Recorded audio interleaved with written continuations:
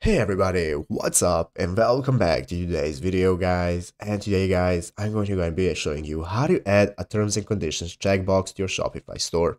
This is a very simple thing to do, so make sure to watch this quick and easy video to the very end and follow my steps correctly so you can make sure this works the same for you and you can do this yourself.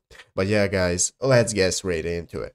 So the first thing you want to do is to go ahead and open up the official Shopify website right here, shopify.com if you have not already. And after opening it up, you'll be greeted by this main page right here where you can go ahead and log into your account. So go ahead and log into your Shopify account, and after logging in, you'll be greeted by your store right here. And you can take a look at all the options you can access for a store right here at the left side screen, such as your home section. We have the orders, products, and so on. And now we can get started with adding our terms and service conditions. So we can look right here at the bottom of the page. We can find the setting options. So you want to go ahead and open up the settings section right here. After clicking on settings, this is now going to open up this new menu. All the settings options you can access, such as general, plan, billing, and so on, that are related to your store. So what we're going to do is go ahead and scroll down all the way down until we find the last section right here that is called policies.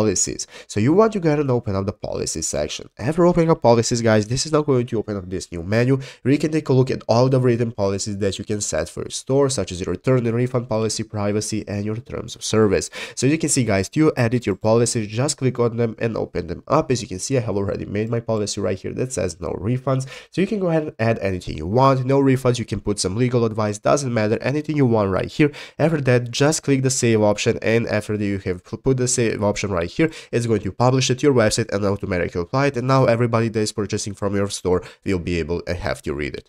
But yeah guys, basically that is how to do it. So I hope this video was helpful. If it was, make sure to leave a like, subscribe to the channel. So you guys, thanks for watching, take care, and bye.